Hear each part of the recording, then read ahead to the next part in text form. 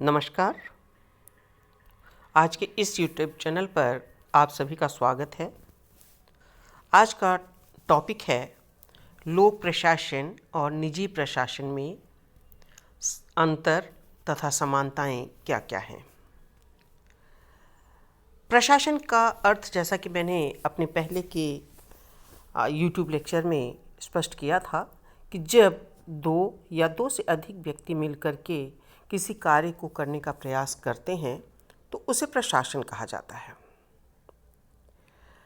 अब यदि वही क्रियाएं सरकार के द्वारा की जाती हैं तो वो लोक प्रशासन कहलाती हैं, और जब निजी व्यवसाय या निजी व्यक्ति, निजी संस्था के द्वारा अगर कार्य किया जाता है तो उसे निजी प्रशासन कहते हैं। तो आज का जो हमारा टॉपिक है वो यही है कि जब लोक प्रशासन है, निजी प्रशासन है, उसके विपरीत, तो इन दोनों में क्या समानताएं हैं और क्या असमानताएं हैं। तो सबसे पहले हम लोक प्रशासन और निजी प्रशासन में क्या क्या समानताएं हैं उसके बारे में हम विस्तृत वर्णन करेंगे। तो लोक प्रशासन और निजी प्रशासन की अगर हम बात करते हैं तो सबसे पहले समानता तो ये होती है कि यदि एक समान प्रकृति के कार्य लोक प्रशासन और निजी प्रशासन के द्वारा किए जा रहे हैं तो दोनों में ही समान संगठन की आवश्यकता होती है। यदि मानवीय संगठन तथा भौतिक साधनों का सही समन्वय न किया जाए तो उचित लक्ष्यों की प्राप्ति नहीं की जा सकती। इसके लिए मैं एक उदाहरण देना चाहूँगी कि जैसे यदि कोई कपड़ा बनाने की कोई उपक्रम है, वो सरकार के द्वारा भी स्थापित किया जाए और निजी क्षेत्र के द्वारा भी स्थापित किया जाए, तो दोनों में ही मानवीय संगठन और भौतिक साधनों की समान रूप से आवश्यकता होगी। उनकी प्रकृति भी समान होगी, उनके तकनीकी जो संसाधन हैं उनकी भी आवश्यकताओं में समानता होगी। तो इसलिए हम कह सकते हैं कि चाहे वह लोक प्रशासन हो या निजी प्रशासन हो, संगठन की आवश्यकता दोनों में ही पड़ती है। दूसरी, कार्यप्रणाली में समानता। कार्यप्रणाली के संबंध में हम बता सकते हैं कि लोक प्रशासन हो या निजी प्रशासन हो, दोनों में अगर समान प्रकृति के कार्य किए जा रहे हैं तो दोनों की कार्यप्रणाली काफ़ी हद तक समान होगी। दोनों के ही कार्यविधियों में नियोजन, संगठन, आदेश, समन्वय, नियंत्रण की आवश्यकता होगी। आंकड़े तैयार करना, फाइल मेंटेन करना, बजट निर्मित करना, ये सब दोनों प्रकार के संगठन में समान रूप से पाए जाते हैं। तीसरी समानता हम बता सकते हैं अधिकारियों के उत्तरदायित्व के क्रम में। दोनों प्रकार के संगठनों में अधिकारियों के समान उत्तरदायित्व होते हैं, जिससे कि जो भी निर्धारित कार्य हैं वो उनका अच्छी तरह से उन निर्धारित लक्ष्यों को प्राप्त किया जा सके, क्योंकि दोनों ही प्रकार की कार्यप्रणालियों में समान निपुणता और कौशल की आवश्यकता होती है। अगली समानता हम जनसंपर्क के संबंध में बता सकते हैं कि जब तक जनसंपर्क के साधनों का अगर उपयोग न किया जाए तो जनता को उनके बारे में जानकारी ही नहीं होगी। तो चाहे वो लोक प्रशासन हो या निजी प्रशासन हो, अपने जो भी उत्पाद हैं उनका विक्रय करने के लिए, उसको मार्केट में लाने के लिए, उसकी पब्लिसिटी करने के लिए, उसका रोटेशन और तेज़ गति करने के लिए यह आवश्यक है कि दोनों ही क्षेत्र, चाहे वो लोक प्रशासन हो या निजी प्रशासन हो, दोनों को ही जनसंपर्क की आवश्यकता समान रूप से पड़ती है। अगली जो समानता है वो अन्वेषण एवं शोध से संबंधित है। कि प्रशासनिक जो चुनौतियां हैं, समस्याएं हैं, समय का परिवर्तन हो रहा है, तकनीकी आविष्कार होते जा रहे हैं, नए खोज हो रहे हैं, नए उपकरण आ रहे हैं, तो इन सभी जो नवीन उपकरण हैं उन सभी का उपयोग किया जाना दोनों ही प्रकार के प्रशासन के लिए अनिवार्य है, जिससे कि वो अपनी क्षमता में वृद्धि कर सकें और न्यूनतम लागत से अधिकतम उत्पादन को संभव बना सकें। तो इस तरह से हम देखते हैं कि दोनों ही प्रकार के प्रशासन, चाहे वो लोक प्रशासन हो या निजी प्रशासन हो, दोनों में समानताएं पाई जाती हैं। अब आगे हम बताना चाहेंगे कि दोनों ही प्रकार के प्रशासन में आखिर अंतर क्या है। तो कुछ प्रशासनिक विद्वान जैसे हर्बर्ट साइमन, एपलबी, जोश या स्टैम्प आदि के अनुसार लोक प्रशासन तथा निजी प्रशासन में कुछ असमानताएं भी पाई जाती हैं। जैसे क्षेत्र और संगठन के संबंध में अंतर। लोक प्रशासन का जो क्षेत्र होता है वो व्यापक होता है, विविध होता है और जटिल भी होता है, जबकि निजी प्रशासन का जो क्षेत्र होता है वो सीमित होता है और उतना विस्तृत रूप से नहीं होता है जितना कि लोक प्रशासन का क्षेत्र होता है। क्योंकि लोक प्रशासन में सरकार अपनी बहुत बड़े स्तर पर संगठन को स्थापित करती है, बड़े बड़े उपक्रमों की स्थापना करती है। सामान्यतः जो निजी व्यवसायी होते हैं इतने बड़े उपक्रमों की स्थापना भी नहीं करते हैं। दूसरा जो अंतर बताते हैं वो लाभ की दृष्टि से। दोनों में अंतर स्पष्ट रूप से दृष्टिगोचर होता है, क्योंकि जो लोक प्रशासन कार्य करता है वो सिर्फ लाभ प्राप्त करने की दृष्टि से कार्य नहीं करता, बल्कि उसमें ये देखा जाता है कि हम सरकार के द्वारा जो समाज को सुविधाएं हैं, जो उनकी समाज की आवश्यकताएं हैं, उनको पूरा करने के लिए सरकार के द्वारा कार्य किया जाता है। किसी ऐसी आवश्यकता की पूर्ति, समाज की ऐसी आवश्यकताओं की पूर्ति के लिए जिसमें कि लाभ ना हो, फिर भी सरकार के द्वारा ऐसे उपक्रमों की स्थापना की जाती है। जैसे विद्युतीकरण। ग्रामीण क्षेत्रों में विद्युत से इतना आय नहीं होती है सरकार को, लेकिन फिर भी क्योंकि प्रकाश की सुविधा ग्रामीण क्षेत्रों में भी उपलब्ध करवानी होती है, विद्युत कनेक्शन देने होते हैं, तो वो देती है।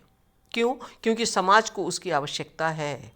समाज का अगर हम विकास करना चाहते हैं, सरकार विकास करने के लिए कृत संकल्प है और अपने इस उद्देश्य की पूर्ति के लिए वो ऐसे कार्य भी करती है, ऐसे उपक्रम भी स्थापित करती है जिसमें कि उसको लाभ ना हो, लेकिन समाज की आवश्यकता है तो वो स्थापित करती है। जबकि जो निजी क्षेत्र है, यदि किसी विषय पर अगर लाभ मिलने की संभावना नहीं है तो सामान्यतः ऐसे उपक्रमों की स्थापना निजी व्यवसायियों के द्वारा नहीं की जाती। अगला अंतर आता है उत्तरदायित्व के संबंध में